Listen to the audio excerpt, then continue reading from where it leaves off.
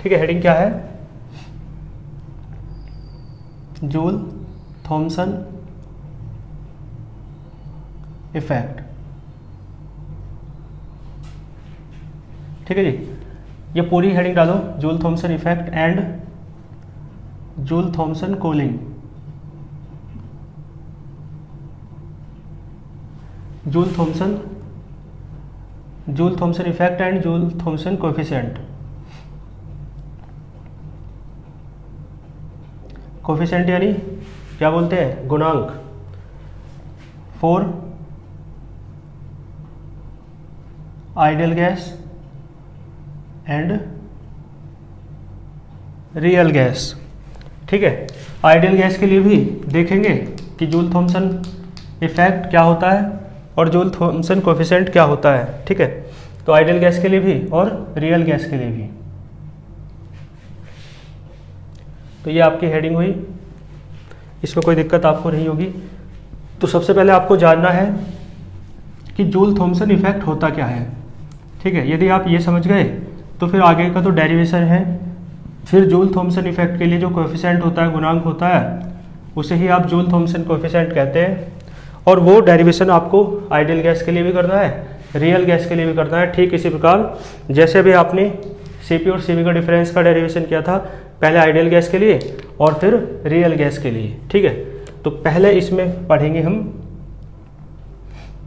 Joule Thomson effect होता क्या है।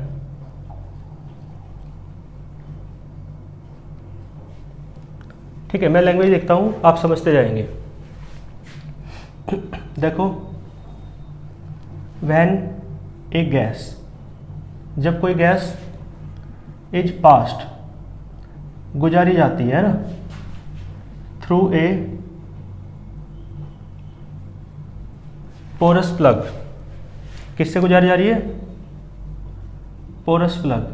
ठीक है, तो अब आप सोचेंगे पोरस प्लग क्या होता है, तो मैं आपको बता दूं, पोरस प्लग होता है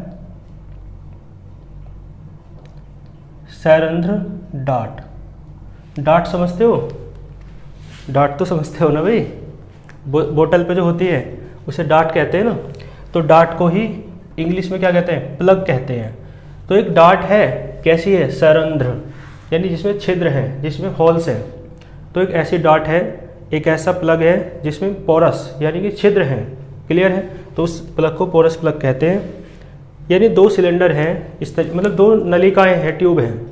ठीक है, एक ट्यूब से गैस जा रही है दूसरी ट्यूब में, लेकिन बीच में एक डाट लगी हुई है, एक प्लग लगा हुआ है और जिसमें होल्स हैं, छिद्र हैं। ठीक है, तो पोरस प्लग के द्वारा जा रही है, यानी सैरंध्र डाट के द्वारा। तो वह gas is passed through a porous plug, और कहाँ से कहाँ जा रही है? तो फ्रॉम, मैंने कहा एक ट्यूब से दूसरे ट्यूब में। ठीक है जी, और जो पहली ट्यूब है उसका प्रेशर हाई है, उसमें जो प्रेशर है हाई है, जो दूसरी ट्यूब है उसमें प्रेशर लो है। तो कहाँ से कहाँ तक? From high pressure region, region यानी क्षेत्र। ठीक है, उच्च दाब के क्षेत्र से निम्न दाब के क्षेत्र में जा रही है। ठीक है, तो from high pressure region to low pressure region, ये लोअर प्रेशर रीजन।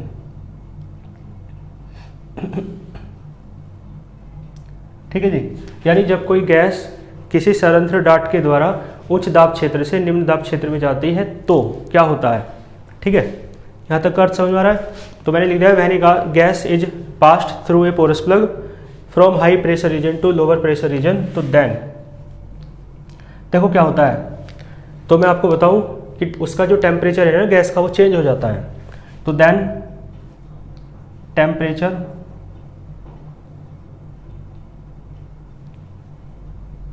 ठीक है जी, temperature of the gas becomes change. ठीक है जी, चेंज हो जाएगा, या तो बढ़ भी सकता है और घट भी सकता है। तो मैं आपको बता दूं, ठीक है, इस बात को ही आप कहते हैं Joule Thomson effect. This is, लिख दोगे, दिस इज कॉल्ड या this is known as Joule Thomson effect. ठीक है, और इसका दूसरा नाम भी है, लिख लेना, it is also known as Joule Kelvin effect. इसका दूसरा नाम क्या है, जूल केल्विन इफेक्ट। ठीक है, ये 3rd यूनिट में भी आप पढ़ेंगे। तो जूल थॉमसन इफेक्ट है और जूल केल्विन इफेक्ट एक ही बात है, और इस प्रोसेस को कहते हैं आप ठीक है, देखो ध्यान देना, दो नाम मैंने आपको इसके बताए। ठीक है, Joule Thomson effect, Joule Kelvin effect. और इसमें क्या होता है, इसमें आप पोरस प्लग के थ्रू यानी सरंध्र डार्ट के थ्रू गैस को एक ऐसे ट्यूब से जहाँ पर प्रेशर ज़्यादा था दूसरी ट्यूब में पहुँचाया जाता है गैस को। ठीक है, और दूसरे ट्यूब में जो प्रेशर है वो कम है, दाब है ना, तो फिर पता है क्या होता है, तब टेम्परेचर में क्या हो जाता है, चेंज हो जाता है। ठीक है, तो आप अब एक बात ध्यान दो, हाइड्रोजन गैस हो और हीलियम गैस हो, ये है ना, इन दोनों गैस के लिए जो है ना टेम्परेचर बढ़ जाता है। टेम्परेचर बढ़ जाता है तो इसे बोलते हैं हीटिंग इफेक्ट। क्या कहते हैं, हीटिंग इफेक्ट। यानी ऑर्डिनरी टेम्परेचर पर लिख देना, एट ऑर्डिनरी टेम्परेचर। ठीक है, hydrogen and helium gas show heating effect. Heating effect दिखाती है, that means their THEIR their temperature increases, इनका टेम्परेचर बढ़ता है। मैंने कहा ना टेम्परेचर में चेंज होता है। और जो बाकी सभी गैसें हैं, ठीक है, ऑल गैसेस, सभी गैसें, या ऑल गैसेस कहना ठीक नहीं रहेगा, या ऐसे कह दो, हाँ, ऑल गैसेस एक्सेप्ट, है ना, एक्सेप्ट यानी छोड़कर, किसे छोड़कर, हाइड्रोजन और हीलियम को। तो all gases except hydrogen and helium, ये क्या दिखाती हैं, इनका जो टेम्परेचर है वो घटता है, और ये दिखाती है कूलिंग इफेक्ट।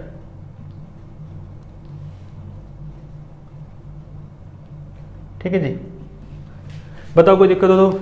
और सारी गैसेस क्या दिखाती हैं, कूलिंग इफेक्ट दिखाती हैं। तो जूल थॉमसन इफेक्ट तो आपने पढ़ लिया, इसका एक स्क्रीनशॉट ले लो। अब हम चलेंगे जूल थॉमसन कोफिशिएंट। ठीक है, पर पहले जूल थॉमसन का, वो जूल थॉमसन कोफिशिएंट का पहले जनरल डेरिवेशन कर लेते हैं, और फिर उसी प्रकार आइडियल के लिए करेंगे, और फिर बाद में रियल गैस के लिए करेंगे। तो इसके, है ना, जूल थॉमसन इफेक्ट क्या होता है मैंने आपको अच्छे से समझा दिया है। ठीक है, तो इसे जूल थॉमसन इफेक्ट कहते हैं, और इस प्रोसेस को, इसके दो नाम मैंने बताया आपको, जूल थॉमसन इफेक्ट कहते हैं या जूल केल्विन इफेक्ट कहते हैं, और इस प्रोसेस को थ्रोटलिंग प्रोसेस भी कहते हैं। तो ये भी आप लिख सकते हो। ठीक है, लिख देना, this process is known as throttling, THROTT, throttling effect, वो थ्रोटलिंग प्रोसेस।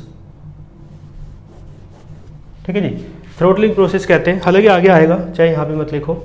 ठीक है, तो मैं इसे रफ कर रहा हूँ, स्क्रीनशॉट ले लो आप। अब देखो, हमें जूल थॉमसन कोफिशिएंट के लिए डेरिवेशन करना है, तो अब इसी में ही हेडिंग डाल दो, जूल थॉमसन कोफिशिएंट। ठीक है, इसके अंदर कई हेडिंग थी ना, मेन हेडिंग तो मैंने लिख दी। तो पहली हेडिंग थी जूल थॉमसन इफेक्ट, अब दूसरी हेडिंग है जूल थॉमसन कोफिशिएंट। तो देखो आप एक बात सुनो, आप मान के चलेंगे कि 1 मोल आइडियल गैस है।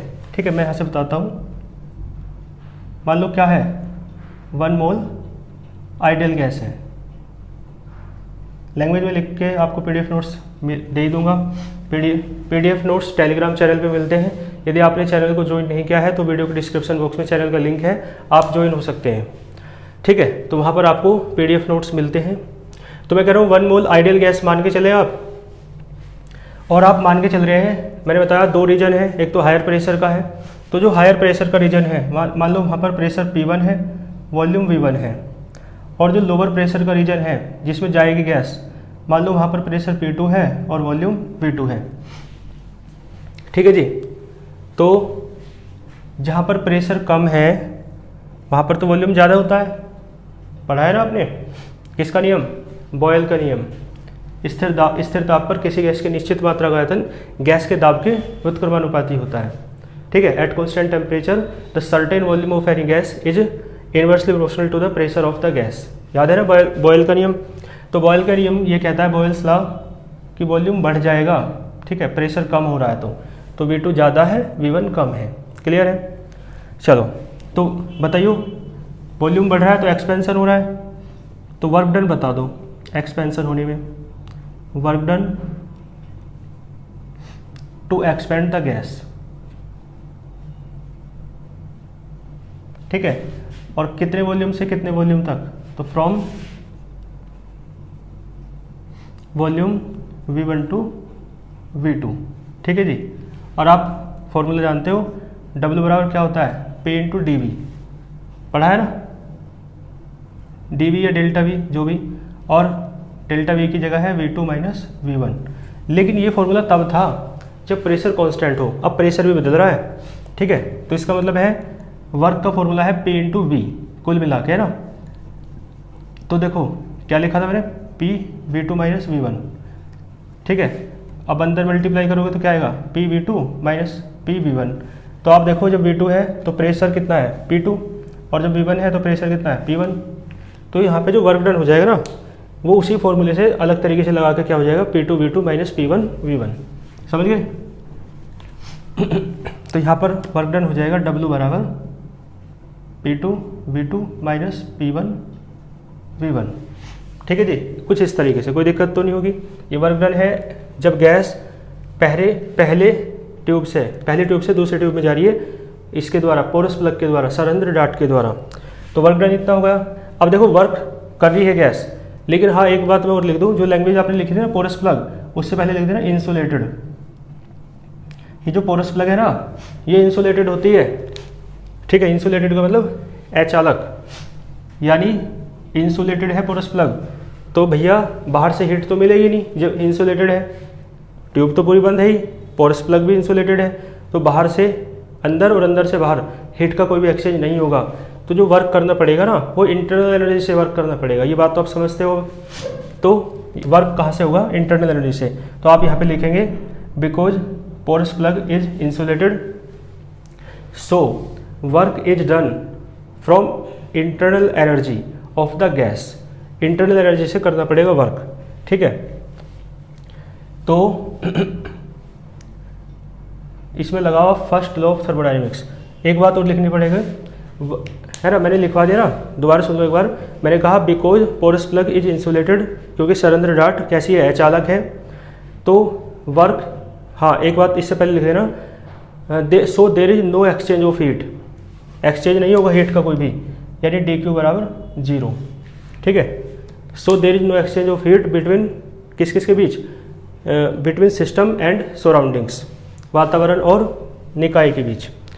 सो work is done from internal energy of the gas, तो वर्क किससे किया जाएगा, इंटरनल एनर्जी से।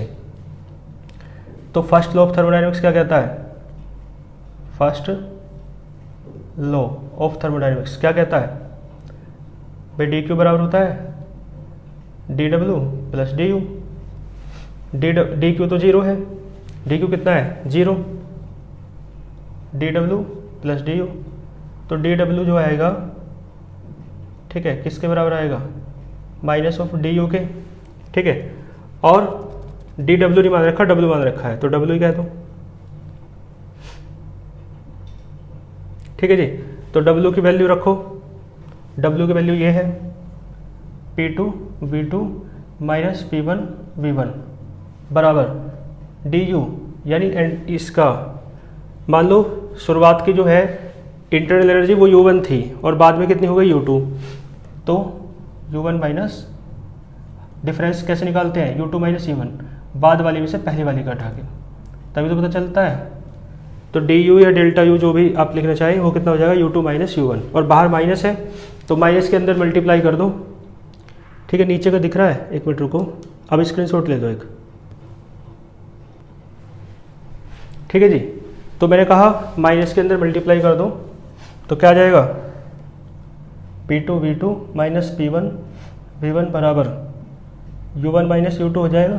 माइनस के अंदर मल्टीप्लाई करोगे तो एक काम करो, 1 1 वाले एक तरफ, 2 2 वाले एक तरफ, तो ये हो जाएगा P2 V2 प्लस U2 बराबर P1 V1 प्लस U1।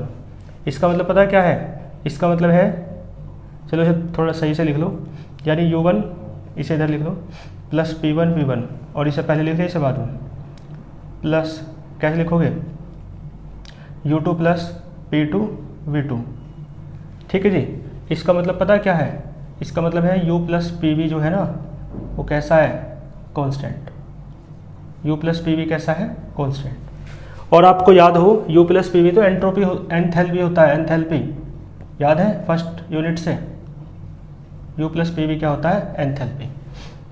ठीक है जी, तो आप लिख देना during throttling process, throttling process है ना, थ्रोटलिंग प्रोसेस में एंथैल्पी रिमेन्स कांस्टेंट। आपसे आपके एग्जाम में डेफिनेशन आ जाए कि what do you mean by throttling process, तो थ्रोटलिंग प्रोसेस का समझ गए, इसमें एंथैल्पी कांस्टेंट रहती है। तो आप लिख देना है ना, ड्यूरिंग या in throttling process enthalpy of the system remains constant. ठीक है, तो वहाँ से आप डेफिनेशन भी दे सकते हो। यहाँ तक समझ में आया, तो ये कोई दिक्कत इसमें आपको नहीं होगी। ठीक है जी, एक काम करो, इसका डिफरेंशियल कर लो। तो देखो डी यू इसका डिफरेंशियल करो दोनों तरफ का, या ऐसे कर लो डी एच बराबर कितना होगा भाई, जब एच कांस्टेंट है तो डी एच कितना होगा, यानी चेंज कितना होगा, 0। एच की वैल्यू रख दो, यू प्लस पी वी बराबर 0। ठीक है, डिफरेंशियल कर लो, डी यू किसी के रेस्पेक्ट नहीं है वैसे ही, और यहाँ दो पदों गुणा वाला डिफरेंशियल का फॉर्मूला लगेगा, first function as it is differential of second function plus second function as it is differential of first function. ठीक है, ये हो जाएगा, कोई दिक्कत तो नहीं है। ये हो जाएगा d u plus p into d v होता है डी डब्ल्यू, याद है आपके,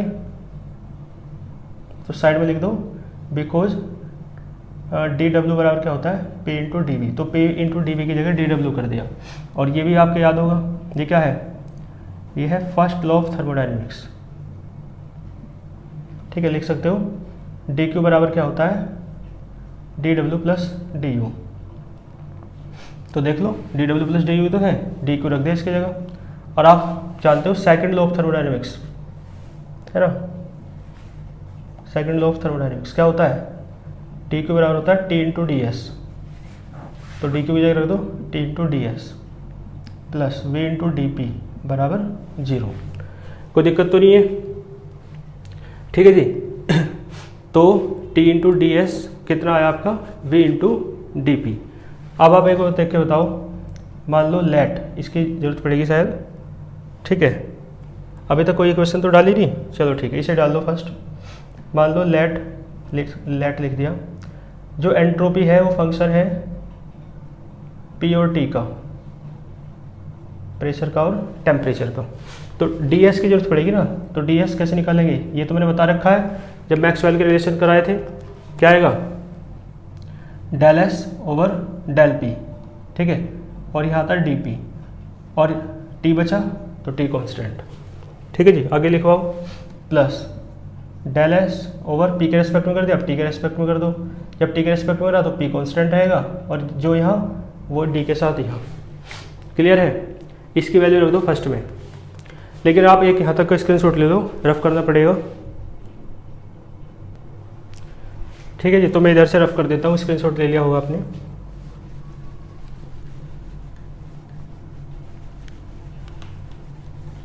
ठीक है जी, देखो ये जो ds की वैल्यू है ना, आप यहाँ रख दो फर्स्ट में, फर्स्ट इम्प्लाइज। तो क्या आएगा, t into D s, ds की वैल्यू वो रही del S over del P at constant t into D p plus del S over del T at constant p और इंटू डी टी। ठीक है जी, ये वैल्यू रखी ds की, प्लस क्या है v इंटू डी पी, और बराबर क्या है 0। कोई दिक्कत तो नहीं है। अब देखो एक काम करो, देखो t की मल्टीप्लाई कर दो, क्या आएगा, t into del S over del P at constant t और इंटू डी पी। ठीक है, प्लस t की यहाँ भी मल्टीप्लाई हो जाएगी, del S over del T at constant p into D T, और plus v into D P बराबर 0। ठीक है, यहाँ पे भी थोड़ा रुको, इक्वेशन नंबर सेकंड देखो, मैक्सवेल का रिलेशन जानते हो, एक आपको याद था ना, पहले वाले का क्या था, टीवीपीएस। पहले वाले का टीवीपीएस का मतलब क्या था कि पहले वाला क्या होगा, del T over del V बराबर del P over del S. ठीक है, मैंने बताया यहाँ वी तो फिर यहाँ वी, यहाँ एस तो यहाँ एस, और माइनस होता था पहले में।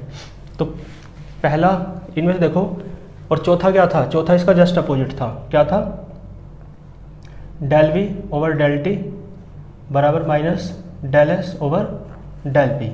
ठीक है जी, यहाँ पी तो यहाँ पी, यहाँ टी तो यहाँ टी। ठीक है, तो ये पहले वाला है और ये चौथे वाला है। ठीक है, मैं आपको बना के बता दिया साथ साथ ही, तो देख के बताओ, del S over del p, del S over del P at constant t. ठीक है, ये किसके बराबर हो जाएगा, इसके। तो इसका वाला यहाँ पे रिलेशन लगा दो मैक्सवेल का फोर्थ वाला। तो फ्रॉम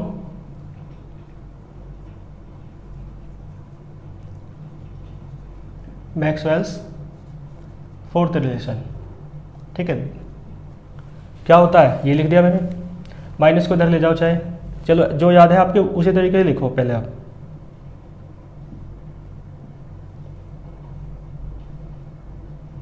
ठीक है जी, अब इसे इसकी वैल्यू निकाल लो, del S over del P at constant T की क्या वैल्यू आएगी, बस माइनस इधर पहुँचा दो।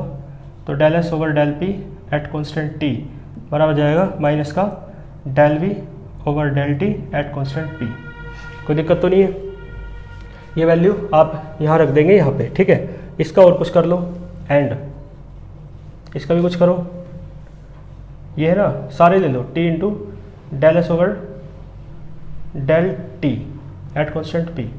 आप जानते हो T into D S D Q हो जाता है, तो टी बाहर है, डेल तो इसलिए हो रहा है क्योंकि कॉन्स्टेंट है प्रेशर, तो टी इंटू डेल एस हो जाएगा डेल क्यू, याद है मैंने करके बताया था पहले भी, तो हो जाएगा del Q over del T at constant pressure. और साइड में लिख दो because second law of thermodynamics क्या होता है, डेल में लिख लो del S T into del S क्या होता है, डेल क्यू।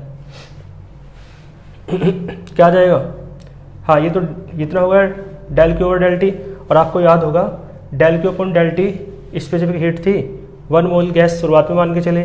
ठीक है, और प्रेशर कांस्टेंट है तो ये सीपी हो जाएगा। और कैसे हुआ मैंने बता चुका हूँ पहले भी, इससे पहले जो सीपी और सीपी वाला डेरिवेशन था, तो ये सीपी हो जाएगा। भाई इन दोनों की वैल्यू रख दो सेकंड में, सेकंड इम्प्लाइज तो टी इंटू, ठीक है, और ये del S over del p, ये रहा del S over del P at constant t, del S over del P at constant t इसकी वैल्यू है ये, तो माइनस बाहर लिख दूँ। ठीक है, del S over del P at constant T की वैल्यू क्या है, माइनस बाहर लिख दिया, del we over del T at constant P. ठीक है जी, और डी पी ऐसा कैसे ही है, टी भी ऐसा कैसे ही है, प्लस इसके साथ टी भी लिया था, इतने की वैल्यू क्या है, इतने की वैल्यू है सी पी, और इंटू में क्या है डी टी, बराबर बराबर नहीं प्लस क्या है प्लस में v इंटू डी पी बराबर 0। कोई दिक्कत नहीं होगी। ठीक है जी, एक काम कर लो, इसे डी पी वाले को उधर ले जाओ सारे को, तो हो जाएगा सी पी डी टी बराबर, ये इधर आएगा तो प्लस का हो जाएगा, और इन दोनों को जब उधर ले जाओगे तो डी पी कॉमन ले लो, तो t into del we upon del T at constant p, d p बाहर ले लेंगे, और ये v जो है ये तो प्लस का था, माइनस का था, इधर आके प्लस, और ये इधर आके माइनस, तो v माइनस का, और डी पी हमने ले लिया दोनों का बाहर। समझ रहे हो कैलकुलेशन। अब यहाँ से आप D P upon D T निकाल दो, या D T upon D P निकालो। ठीक है, इधर दिख रहा है नीचे, नहीं दिख रहा, चलो इधर लिख लेते हैं। तो यहाँ से D T upon D T, वो D T upon D P क्या आएगा, ठीक है जी, D T upon D P क्या आएगा, D T upon D P, C P इधर पहुँच जाएगा बस, 1 अपॉन सी पी, और ये बचेगा t into del we over del T at constant P minus v. कोई दिक्कत तो नहीं है। ठीक है जी, वो D T upon D p निकल गया। अब एक बात सुनो, ये प्रोसेस आप थ्रोटलिंग प्रोसेस के लिए कर रहे हैं, जूल थॉमसन इफेक्ट के लिए कर रहे हैं, और मैंने बताया थ्रोटलिंग प्रोसेस में एंट्रोपी कांस्टेंट रहती है, तो इसे आप ऐसे लिख सकते हो। इसके बाद ये है, इसे लिख सकते हो del T over del p, entropy constant है तो एट कांस्टेंट एंट्रोपी। ठीक है, और बराबर में सेम है, 1/Cp, ये सारा यहाँ तक है ना, ऊपर अलग है, ये है 1/Cp into t del we over del T at constant p minus we. ठीक है जी। तो ये जो ये है ना del t upon del P at constant h, इसे ही आप कहते हैं, इसके बाद देखो, इसे ही आप कहते हैं, देखो क्या कहते हैं, del T over del P at constant h। ठीक है, इस इक्वेशन की भी जरूरत पड़ेगी क्या मुझे, इसकी पड़ेगी मुझे जरूरत है ना। तो इक्वेशन 2 होगी थी, ये डाल दो 3। और मैंने कहा इसे कहते हैं आप जूल थॉमसन कोएफिशिएंट। ठीक है, म्यू से डिनोट करते हैं जूल थॉमसन, म्यू जे टी। ठीक है, म्यू जे टी ये सिंपली म्यू लिख सकते हो, तो इसे आप म्यू जे टी कहते हैं, यानी जूल थॉमसन का कोएफिशिएंट है, म्यू भी कह सकते हो। तो म्यू जे टी कितना आ जाएगा, यह आ जाएगा 1/Cp और इंटू में है t del we upon del T at constant p और माइनस v। ठीक है, यही है आपका expression of Joule Thomson coefficient. या कोएफिशिएंट जूल थॉमसन कोएफिशिएंट कह दो या कोएफिशिएंट ऑफ जूल थॉमसन कह दो, एक ही बात है।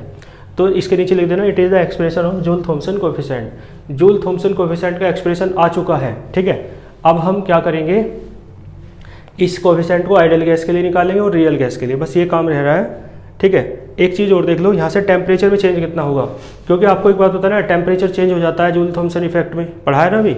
तो टेम्परेचर में चेंज इक्वेशन 3 की हेल्प से देख लो, ये dp तो इधर पहुँच जाएगा है ना, तो dp इधर पहुँच गया, तो dt कितना आया 1/Cp है ना, t into del we over del T at constant pressure है ना, और माइनस का v और इंटू में पहुंच जाएगा dp। और आपको टेम्परेचर में चेंज देखना है ना, तो इंटीग्रल कर दो, तो ये तो डेल्टा टी बन जाएगा भाई, स्मॉल चेंज था dt तो, और कंप्लीट चेंज डेल्टा टी और 1/Cp, और इधर ले लो लिमिट, dp है ना, तो प्रेशर की लिमिट आएगी, प्रेशर कम मारना P1 से P2, और ये सब ऐसे ही अंदर, तो T into del we over del T at constant pressure minus v, और इंटू में क्या आया इंटू में dp। ठीक है, इसके नीचे लिख देना, ये थर्ड इम्प्लाइज करा है आपने, कौन सी इम्प्लाइज, थर्ड को दोबारा उठाया है, तो इसके नीचे लिख देना it is the change in temperature in Joule Thomson effect है ना, या थ्रोटलिंग प्रोसेस, जो भी आप लिखना चाहें, या जूल केल्विन इफेक्ट। तो देखो टेम्परेचर चेंज निकाल दिया हमने, और आपने जूल थॉमसन कोएफिशिएंट भी निकाल दिया। ठीक है, और समझ रहे हो ना कैसे नोट करना है। ठीक है, ये तो मैंने समझाने के लिए था केवल, तो ये तो मैंने बताया कैसे था, मैक्सवेल का फोर्थ रिलेशन कैसे बना। तो पहले तो आपका ये है, ठीक है, नहीं पहले आपका यहाँ तक है, ठीक है, और फिर आपका ये है, और ये यहाँ तक है ना ये, फिर इसके बाद हम ऊपर चले गए, फिर ऊपर से यहाँ तक है। ठीक है, तो इस तरीके से नोट कर लो। तो स्क्रीनशॉट लेना अच्छी बात नहीं होती, जब आप समझ रहे हो ना, स्क्रीनशॉट लेने वाले तो परेशान फिरेगा, जो साथ साथ नोट करता चलता है रफली, उसे बहुत अच्छे समझ में आता है। बाकी PDF नोट्स आपको मिलते ही हैं, चाहे तो आप प्रिंट करा लो उसे, और चाहे आप फेयर में बाद में नोट कर सकते हो। ठीक है, तो यहाँ तक का स्क्रीनशॉट लो। अब चलते हैं जूल थॉमसन इफेक्ट निकालेंगे, वो जूल थॉमसन कोएफिशिएंट निकालेंगे आइडियल गैस के लिए और फिर रियल गैस के लिए। इसके बाद हमें क्या करना है, Joule Thomson coefficient for ideal and real gas. तो है ना, हेडिंग डालो फॉर, पहले करेंगे आइडियल गैस के लिए, तो पहले हेडिंग डालो फॉर आइडियल गैस। ठीक है जी, और फिर किसके लिए करेंगे, रियल गैस के लिए।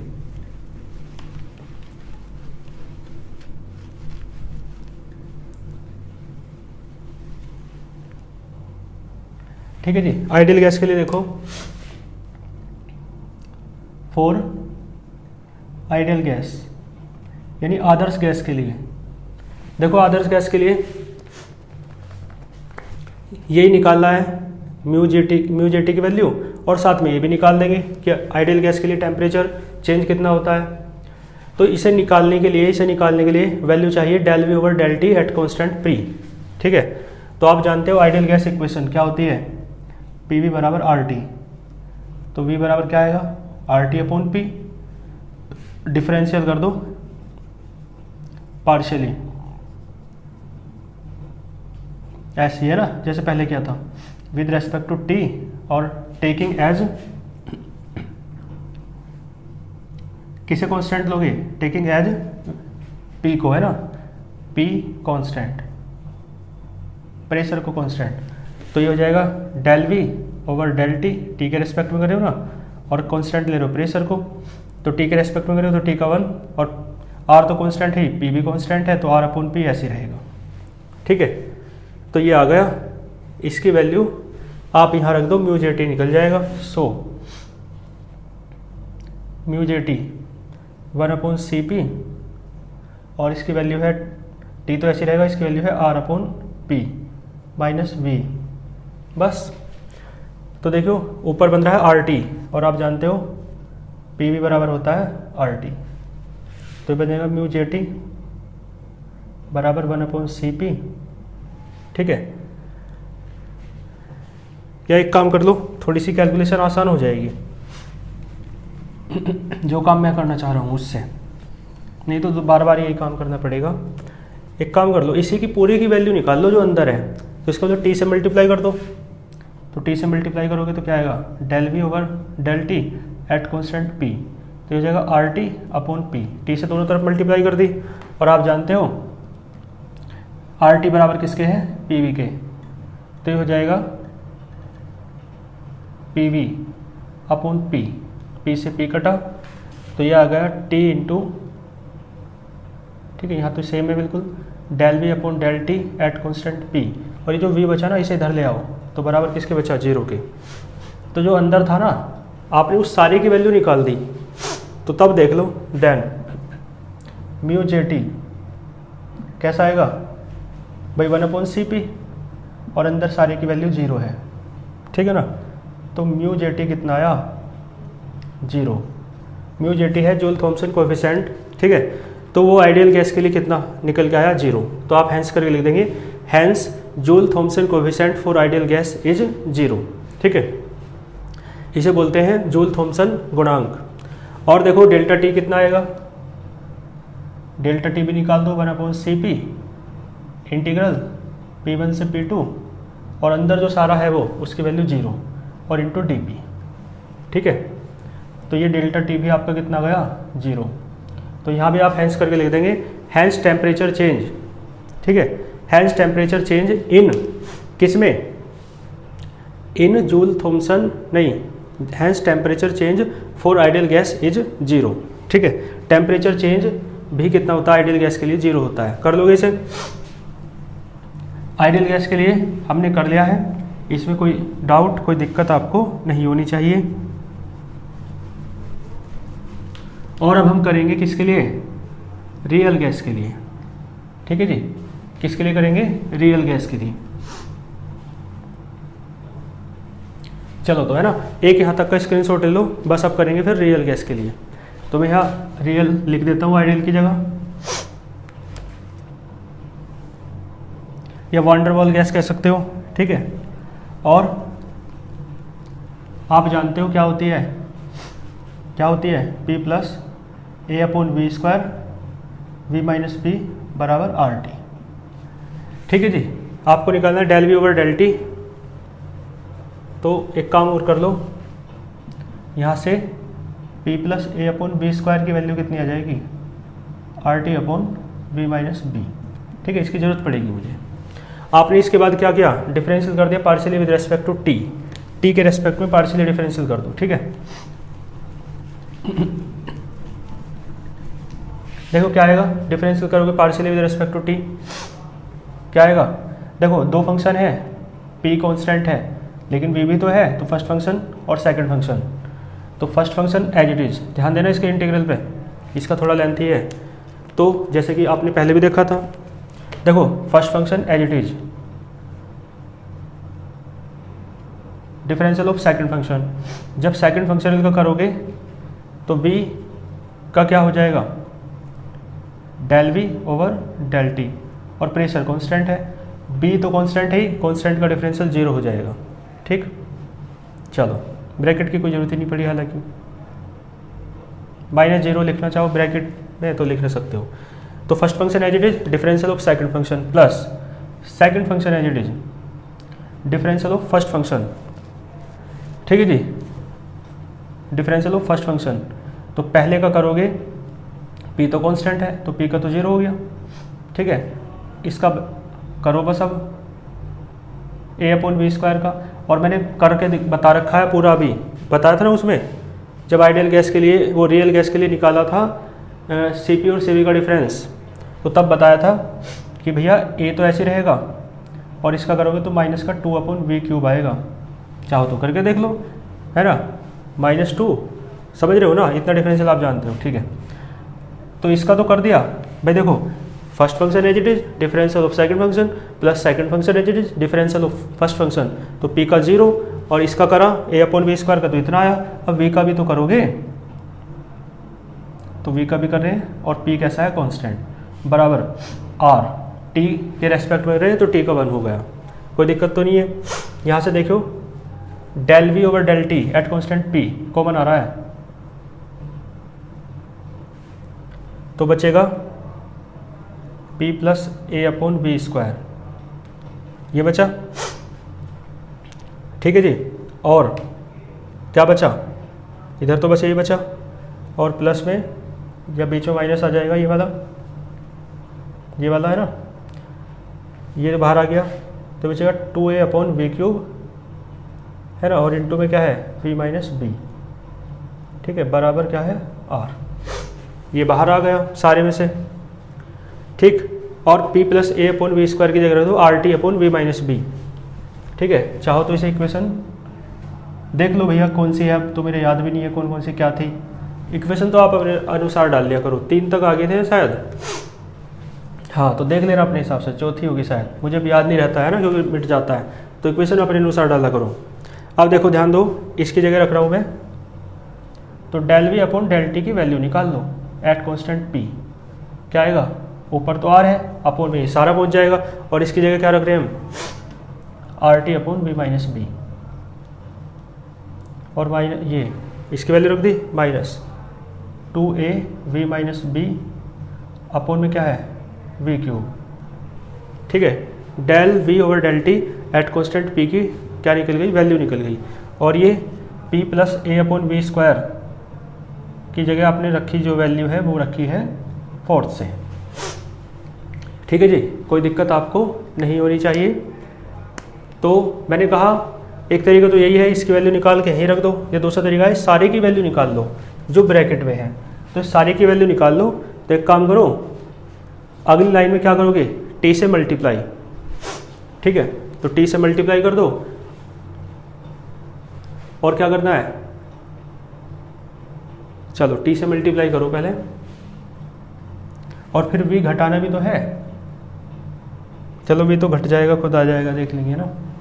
तो क्या आएगा, ये जाएगा t into del v over del t at constant p बराबर r अपॉन RT हो जाएगा।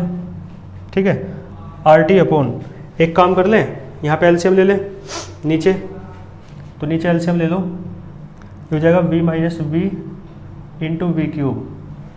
तो देखो v-b है तो ये हो जाएगा RT³। ठीक है, और ये v-b इधर जाएगा, हो जाएगा माइनस का 2a/v-b, कोई दिक्कत तो नहीं है। और मैंने कहा फिर v माइनस कर लो, भाई t से तो मल्टीप्लाई भी कर दी और v माइनस भी तो करो, तो दोनों काम एक साथ कर लूँ, तो दोनों काम एक साथ करूँ, लाइन बढ़ाने से क्या फ़ायदा, -v। ठीक है, बताओ कोई दिक्कत हो तो। ठीक है, ये चलो अगली लाइन में करेंगे ना, कभी आप कंफ्यूज हो जाओगे, ऐसी थोड़ा जटिल है ये। तो देखो t del v over del t at constant pressure, -v कर रहा हूँ, तो ये RT और ये सारा अपोन के अपोन वाला ऊपर पहुँचेगा, v-b into v³ upon RT³ minus 2a v-b और -v। ठीक है जी, तो देखो क्या आएगा, ये सारा सेम रहेगा पर, है ना, एलसीएम ले लो, RT v-b v³ minus R T cube थोड़ी ना है, ढंग से देखो, आर टी बी क्यूब है भैया। इसे हम एक बार चेक कर लेते हैं, दोबारा देखो, ध्यान दो, दोनों तरफ टी से मल्टीप्लाई की, ठीक है, और नीचे एलसीएम लिया v minus B V cube है ना, तो आर टी बी क्यूब आएगा। ये क्या है, आर टी बी क्यूब, ठीक है, क्योंकि बी क्यूब इधर चला जाएगा और हो जाएगा 2a वी माइनस बी का होल स्क्वायर होगा। पता नहीं क्या क्या, देखो कितनी गलती हो जाती है। और अपोन में क्या है, v minus B into V cube है ना, तो ये अपोन के वाला ऊपर पहुँचेगा तो R T V minus B V cube, और अपोन में है R T V cube minus 2a V minus B का होल स्क्वायर, ठीक है। और दोनों तरफ v माइनस कर लिया कॉमन है ना, मतलब माइनस कर लिया, आपको क्या ले लो एलसीएम, तो R T V minus B है ना वी क्यूब, और माइनस एलसीएम ले रहा हूँ अब, तो बी से मल्टीप्लाई हो जाएगी सब में, तो आर टी वी की पावर 4, ठीक है जी, और माइनस माइनस क्या हो जाएगा plus 2a V minus B का होल स्क्वायर है, और बी और आ जाएगा, और अपोन में क्या है, R T V cube minus 2a V minus B का होल स्क्वायर, ठीक है जी। यहाँ तक आपको कोई दिक्कत नहीं होगी। तो इसका भी एक स्क्रीनशॉट ले लो।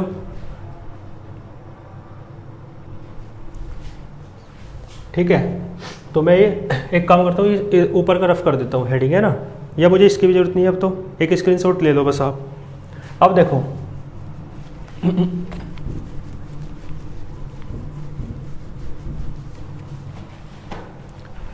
ध्यान दो, मैंने कहा ये किसके बराबर आया, ठीक है, ये समझ में आया ना आपको, बिल्कुल वो उसका जो नीचे था अपोन का एलसीएम ले लिया, ठीक है, देखते चलो कहीं गलती ना हो जाए, और v दोनों तरफ माइनस कर लिया, ठीक है, और v माइनस करने के बाद मैंने एलसीएम ले लिया, तो ये क्या बचा, देखो ये तो बिल्कुल सारा एज इट इज रहा, और इधर हो जाएगा आर टी वी की पावर 4, ये कहाँ से आ गया, ठीक है, आर टी वी की पावर 4 और minus minus plus 2a V minus B का स्क्वायर इंटू वी, और अपोन में सारा एज इट इज रहा, ठीक है। इसके बाद देखो T into del we upon del T at constant P minus V, इस सारे की वैल्यू निकाल रहे हैं आप इसकी, ठीक है।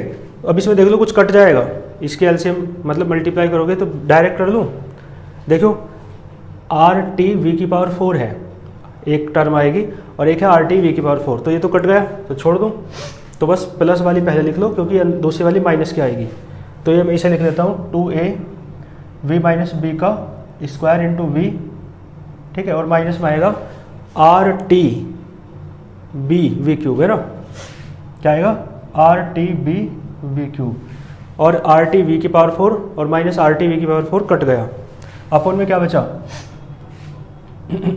R T V cube minus 2a V minus B का होल स्क्वायर, बिल्कुल एज इट इज लिखा जाएगा। और देखो भाई एक काम करेंगे, जो v माइनस बी है, b तो बहुत छोटा वॉल्यूम है, v बड़ा वॉल्यूम है, इसे लगभग v के बराबर मान लो, ठीक है। और ये जो ये है, देखो v माइनस बी मतलब ये जो है बहुत छोटी वैल्यू हो जाएगी इसकी तुलना में, तो हम लिखेंगे R T V cube minus 2a V minus B का होल स्क्वायर, इसे ये बहुत छोटी वैल्यू है, बड़ी वैल्यू, तो इसे मान सकते हो आर टी वी क्यूब केवल, ठीक है, इसे छोड़ दिया। सो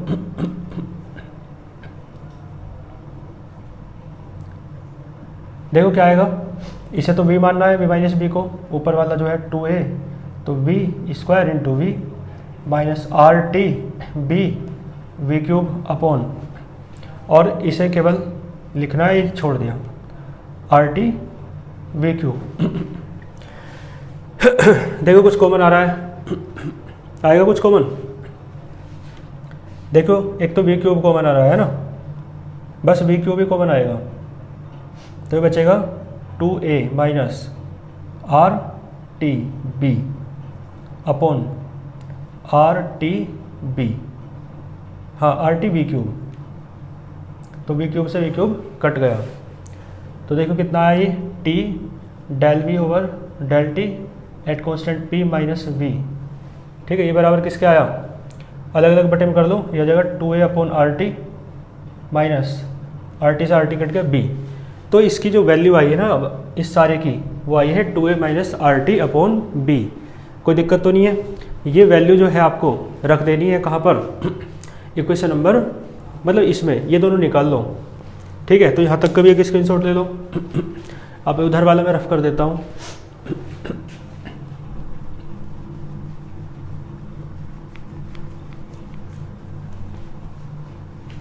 ठीक है जी। तो देखो देन म्यू जेटी देखो कितना आएगा।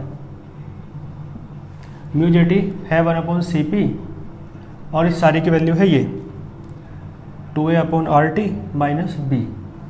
ठीक है, आपसे यही कहता है कि आपको प्रूफ करना था Joule Thomson coefficient for real gas. तो लिख देना it is the Joule Thomson coefficient for real gas. यही वास्तविक गैस के लिए जूल थॉमसन नियतांक या गुणांक है। ठीक है, तो इसमें कुछ कंडीशंस बनेंगी, ध्यान देना। या इसे छोड़ो, पहले डेल्टा टी निकाल लो। डेल्टा टी और बताओ, डेल्टा टी कितना हो जाएगा 1/CP, इंटीग्रल है P1 से लेकर P2 तक, और इस सारी की वैल्यू है 2a upon R T minus B, और इनटू में है dp। ये तो कांस्टेंट है, सारा बाहर आ जाएगा।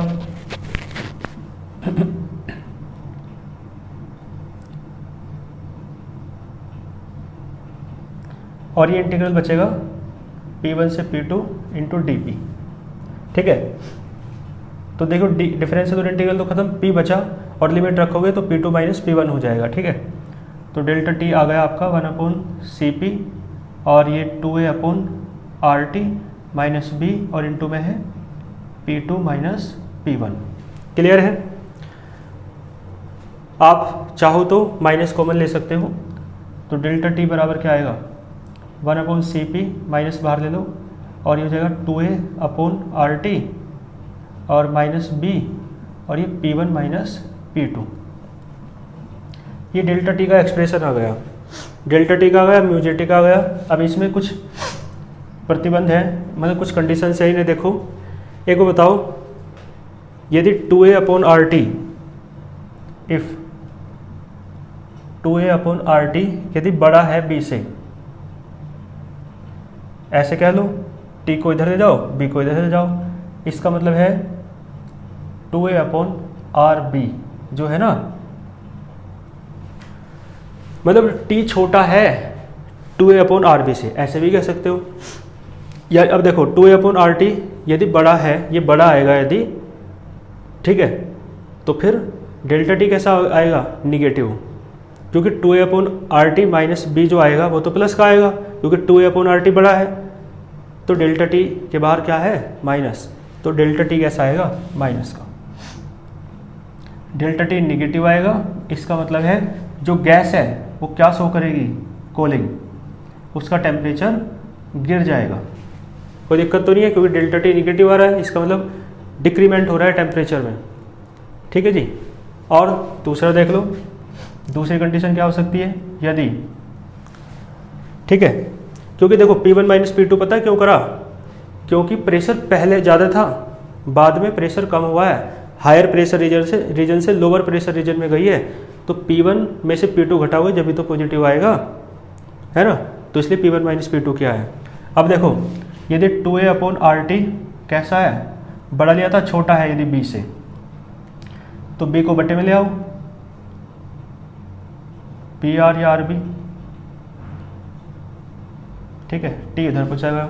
इसका मतलब या तो ऐसे कह लो कि 2a अपॉन आर टी छोटा है b से, या ऐसे कह लो 2a अपॉन आर बी, है ना, मतलब t बड़ा है 2a अपॉन आर बी से, ऐसे कह लो। ठीक है, तो क्या आएगा, देखो यदि 2a अपॉन आर टी छोटा है b से, इसका मतलब घट के माइनस आएगा, और माइनस बाहर है तो प्लस हो जाएगा, तो डेल्टा टी कैसा हुआ प्लस। इसका मतलब है टेम्परेचर बढ़ेगा और हीटिंग इफेक्ट शो करेगी गैस। क्लियर है, कोई दिक्कत तो नहीं है। और थर्ड स्थिति क्या बनेगी, यदि 2a अपॉन आर टी जो है वो बराबर हो जाए t के, ठीक है, नहीं b के, यदि 2a अपॉन आर टी किसके बराबर हो जाए b के, या आप ऐसे कह सकते हो कि t बराबर क्या आ जाए 2a अपॉन आर बी, ये आर बी बराबर वो 2a अपॉन आर बी बराबर टी।